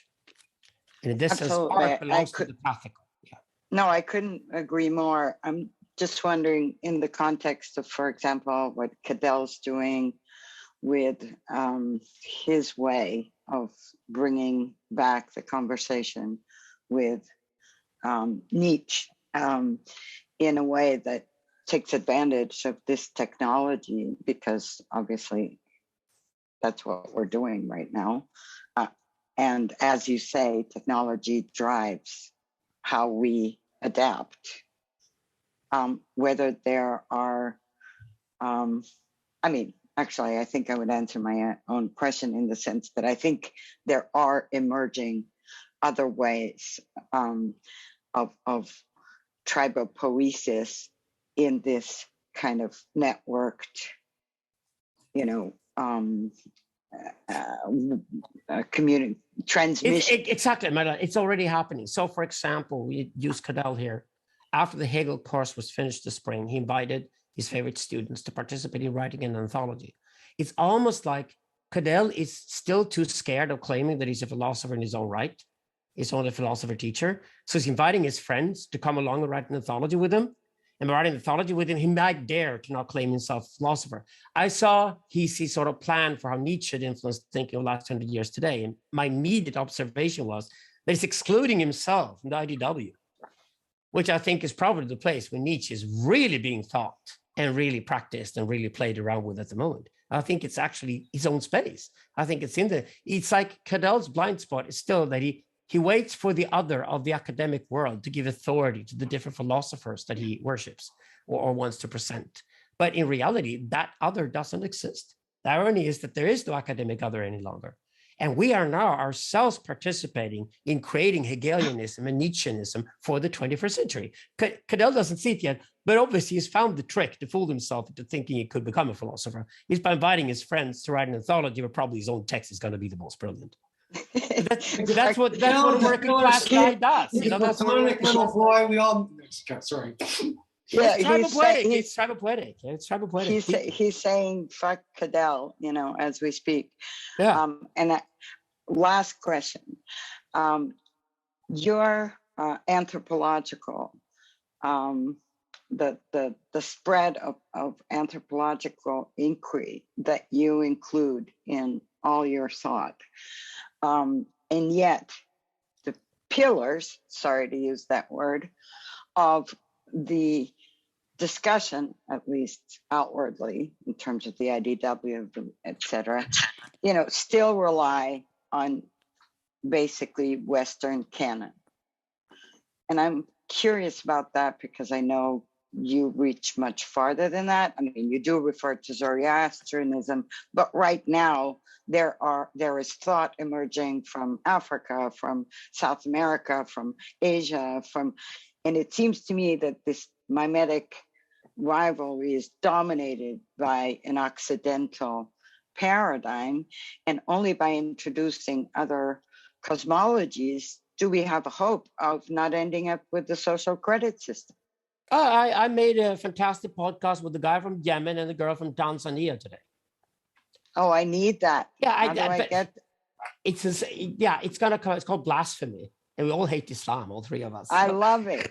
Yeah. No, I mean, but that's what I'm asking for. Is there? That's already happening. So I think IDW started as a transatlantic thing with the North Americans and European kids got together, discussed philosophy and art, and then they killed their parents because the intellectual dark web does no longer exist.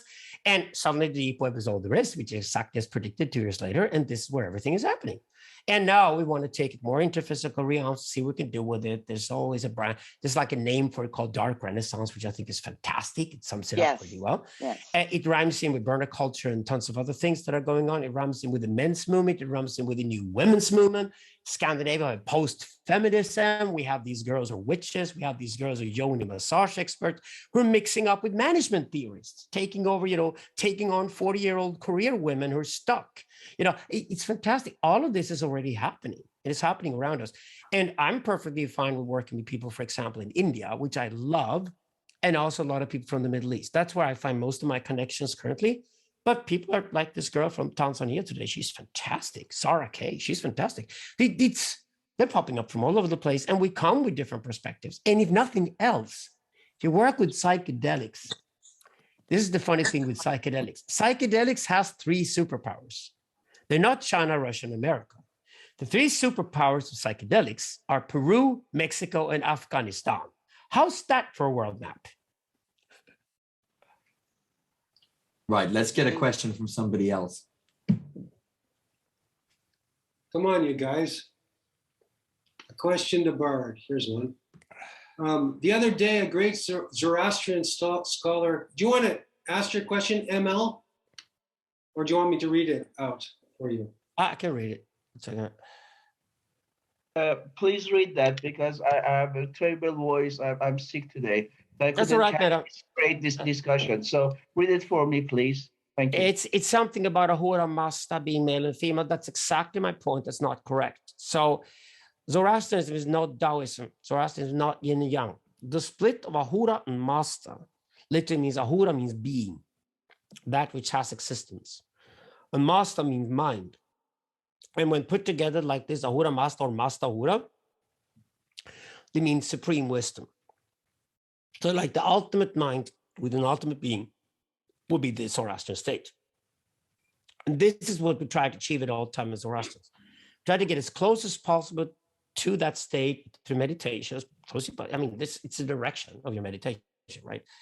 And then you do Tashmaita every day. You do your practice on how to think thoroughly, speak thoroughly, act thoroughly, and in accordance with your own ideas.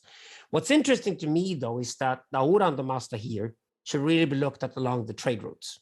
And what we discussed earlier tonight, where this fits in, is that the Kostag, which is the spiritual center in any oasis along the trade route, is always after the bazaar. Everything else before the bazaar, the hospice, the gym, the nightclub or the whorehouse, literally, the bathhouse, and eventually the bazaar. They're all prior to the bazaar. And then you do your trade. You do what you were supposed to do in the oasis before you go to the next one. But after you leave, you go to the Kostag, and that's where you cleanse your mind from all destructive thought. You try to have a constructive mindset before you set off on the next journey. And here's what's important to it. There is no sign anywhere that you pay for that service. It's the only one with coins are never involved. So that's why monks go and beg, along the Silk Road or in India or in China, because they just pick up a few, whatever is left, you can give it to me because I'll eat whatever is there. It was simple, but I'll eat that because you cannot pay me for my service. Because if you pay me for my service, it's not a sacred service. You will not believe in it. And that's the hard thing about being a monk or a nun for that matter, is that you're going to a realm where you move yourself out of capitalism. But here's the problem. This is why all dreams about communism are a kind of envy towards spiritual people. Again, a form of shamanic envy. And that's why it's so destructive. You cannot force an entire society to live in a communist world. It goes absolutely absurd. It becomes Stalinism. But you can practice communism in a close community where you agree on it. And that's exactly what you do in a monastery. That's why the monastery was always the communist paradise. We didn't have to look further for the communist utopia than to look into monastery or to look into a burn, which is just a monastery, larger scale, short term.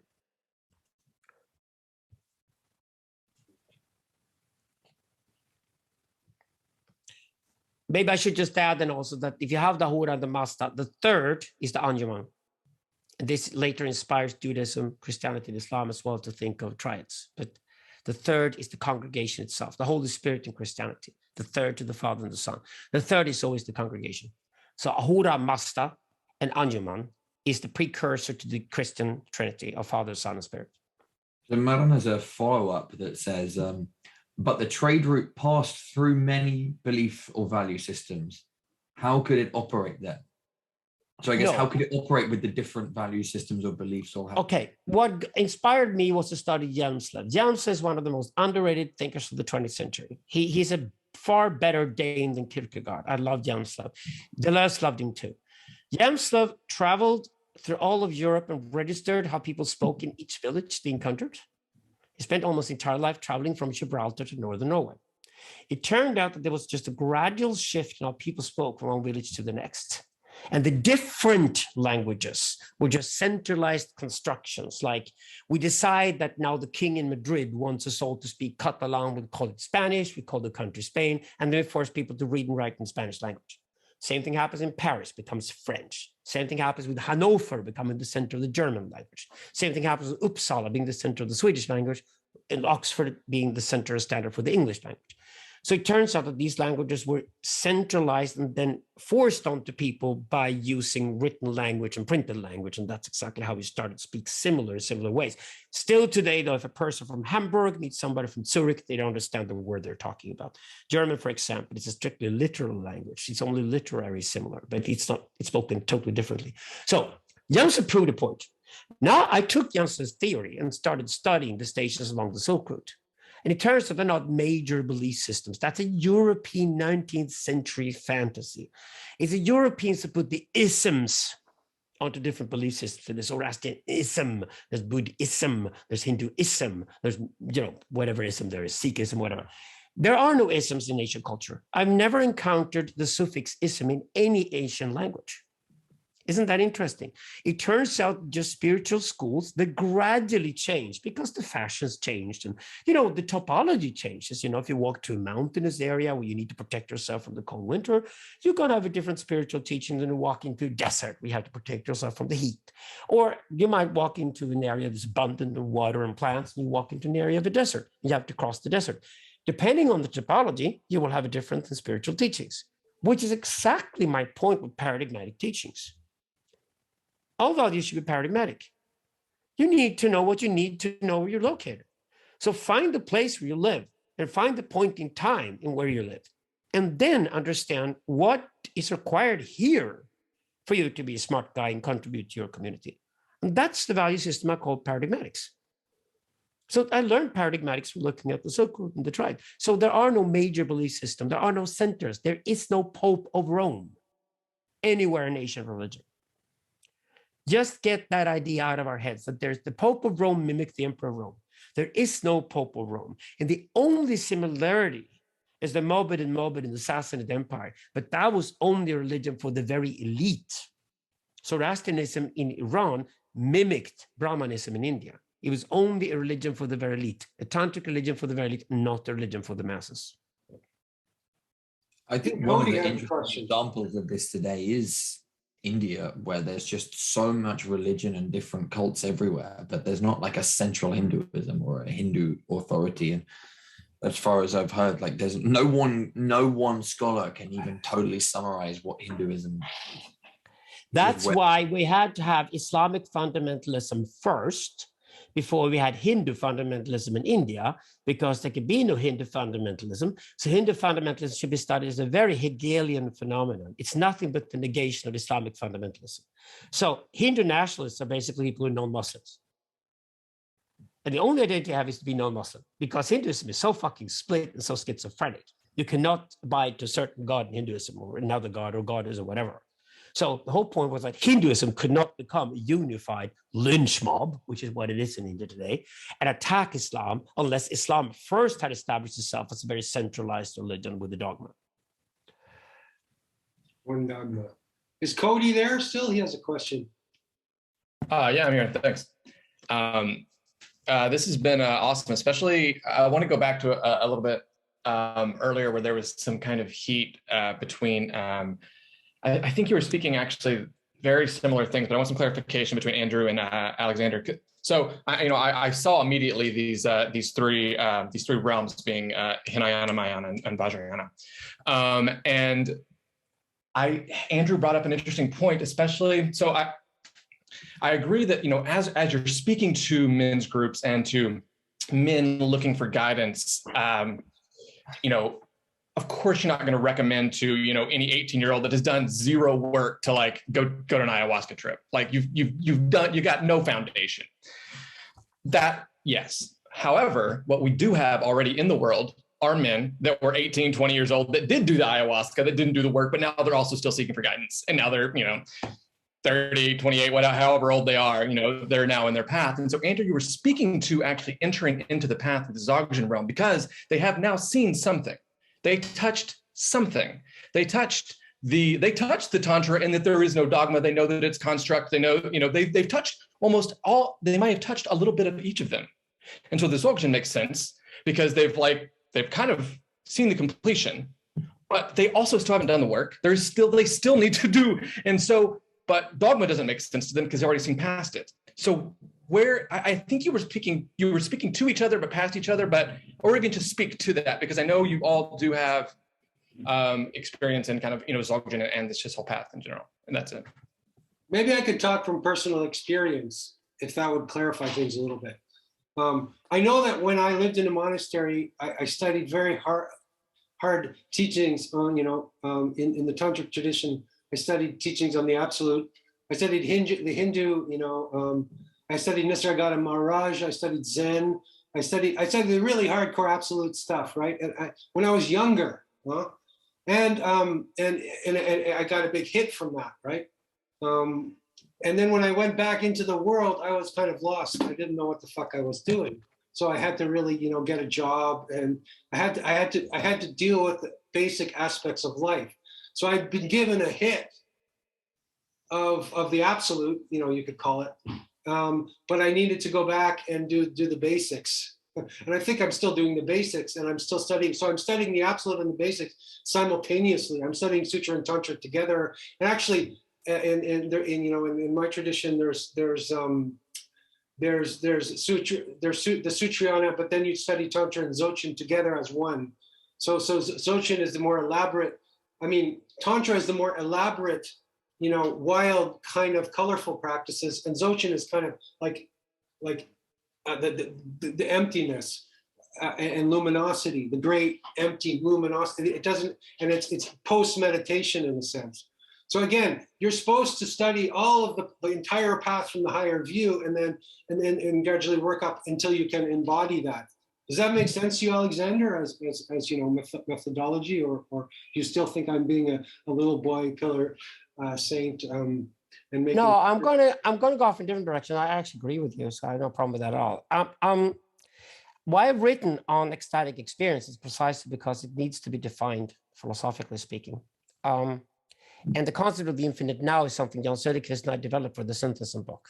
And it's pretty smart. So to begin with, the infinite now is a contradiction. It has to be contradiction. You cannot understand ecstasy as anything else but a contradiction. And here's the catch. You experience it with a friend. You come to that state. Say, you can possibly meditate, contemplate to get there, but I would say that drugs is probably the shortcut, right?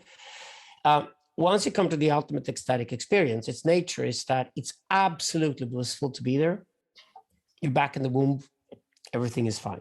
And your friend agrees with you entirely. So there's nothing but brotherly love between the two of you.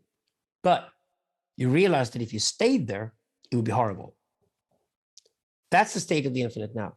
And I think it's very good to lay that out in the intentions before you go through a tantric experience, that you could end up in the infinite now. And if you do, enjoy it. But don't aim to come back, because the whole point of being the infinite now is to learn how to memorize the experience afterwards. That's how you come down from the high. You come down, you can never become an addict or anything, because you learn how to come down, learn how to enjoy the coming down process by memorizing. And after you've gone through that experience, the nature of the infinite now, that you and the person you shared it with will never have to communicate anything between the two of you, because you know each other deeply from then on the rest of your lives. That's how it's often experienced.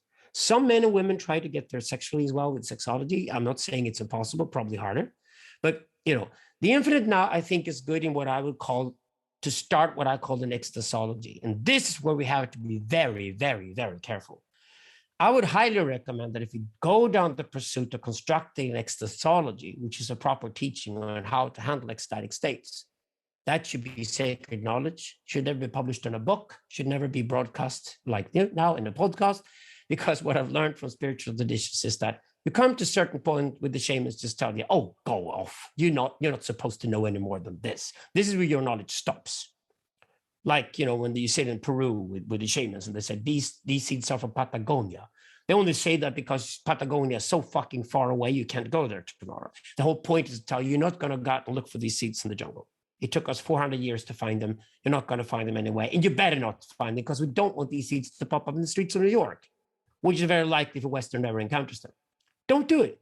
No, it's just that kind of sacred knowledge I think we have to start pursuing now. And I want to do that. But that has to be done with what we call the phallic tantra. Owen is certainly involved with it too. And I think we need to immediately start making sure that we have these closed spaces where this kind of knowledge stays. It must not go public.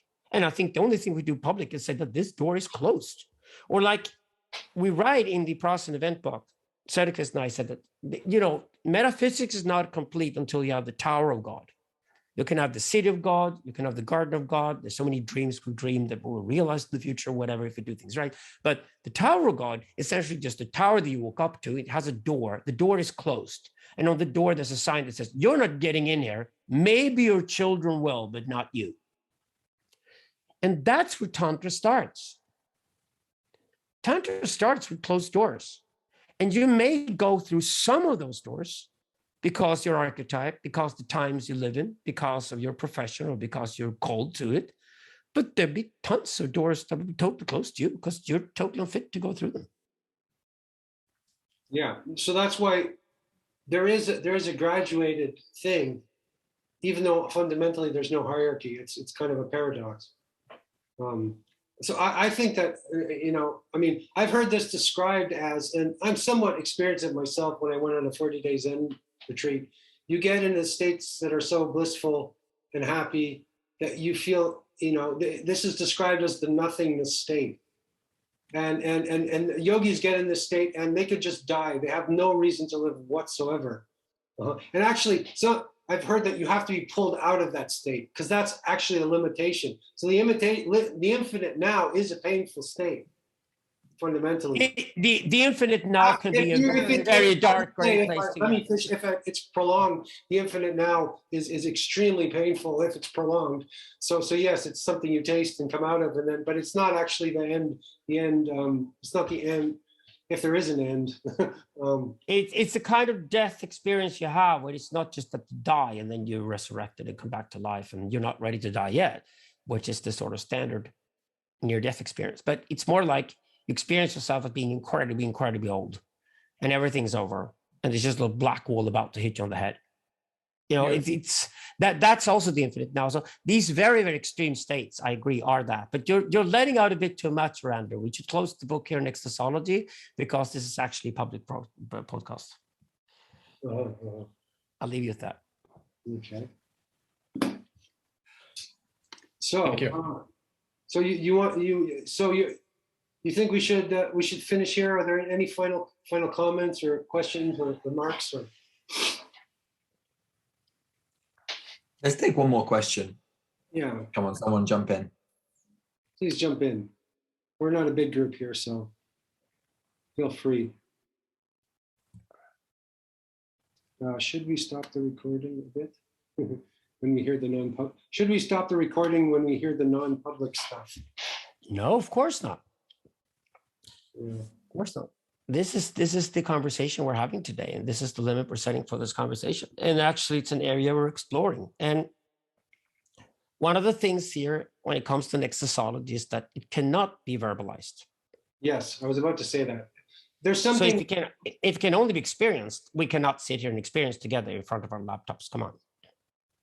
There's something in the tantric tradition called self-secret, which means that you can't understand it unless you can understand it. It's not, or open secret, sorry. It's a secret, but you don't get it unless you get it. So the truth is maybe it's there, but let's just say I would not go through that kind of tantric spiritual experience with anybody unless they've been properly screened first, including I must have been screened too. That's what screening is great and absolutely required. I don't ever send anybody off to Peru to drink with the shamans on my recommendation without me being absolutely convinced that they're ready for it. Never. And they're not allowed to take a girlfriend with them unless the girlfriend goes through the same test. I was sharing with Owen teachings of Adida, and he talks about the first three stages of life related to food, sex, and power. And he says you have to get those. You have to be you have to master those before you can move into the next states. I mean, you're still always working with food, sex, and power on some level, but the quality of those takes on a different, as you graduate or as you go beyond these various, I don't know, Alexander. It's another version of the sutra versus tantra divide. So the killing, eating, fucking is certainly sutra, meaning containing them, making sure they work to the benefit of society, not destroy us, right? Then you can go into the tantric, if possible. Yeah, correct. I think there's maybe a nice idea that hasn't been touched on, but it just kind of popped into my mind, and maybe it's worth drawing out. When I was talking to Cadell on Monday, actually, he was speculating around these the three realms, realm 1, 2, and 3. And also, some of you guys know Cadell's working quite a lot with Nietzsche at the moment, and his idea of the will to power, which, Alexander, in your philosophy, you separate out into the will to intelligence and the will to transcendence. So Cadell's idea was that this realm 1 is exploring the will to power directly, an undifferentiated will to power, just about getting yourself from here to there. Whereas then realm 2 and 3 split the will to power into realm 2 is about this will to intelligence, and realm 3 is purely about the will to intelligence. And this helps you, I mean, maybe Cadell, if he's there, can clarify it a bit more. But well, with the third round, we will to intelligence, you must be finished with that. That is the sutra before you go into the third round. Obviously, when you go into the tantric, it's all about the will to transcend. Exactly. Yeah, so that's okay. Then I corrected you. So now I get. Yeah, yes. maybe you don't give a shit about power at that point. I mean, on some except no, but what's interesting is that the priest represents the accumulation of knowledge, and the accumulation of knowledge towards wisdom, and that's why we attach wisdom to the priest. So that is the logos realm. That's exactly what we end up with the public domain. That's true. And then when you can go to the tantric realm, that's just pure pathos, pure force. How to explore that. Yeah, so that's like, you might say, learning to use your killing, eating, and fucking drives in the most skillful way possible. And that's why psychoanalysis is about getting rid of the superegos. You do it without any guilt whatsoever. Cadell's just said, really you return to the child, which I think is quite apt. Whereas that's another interesting thing to say, it's beyond the superego, the tantric realm. That's another interesting. But no, okay, if there's anything you do when you do psychoanalysis, you're going to minimize, you're not getting rid of it. You're going to minimize the superego. You're going to minimize the superego injunction to really be loyal to your own desire. Yeah. And that's why it's tantric. Yeah. Okay.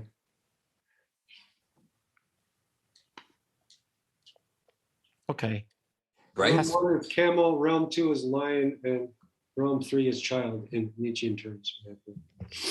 That's a good theory. Let's see if Cadell can explore that. We can have some real lastism coming this summer and not just Nietzscheanism. I think Cadell Last is ready to explode. We created a philosopher pressure cooker ready to blow up. Cadell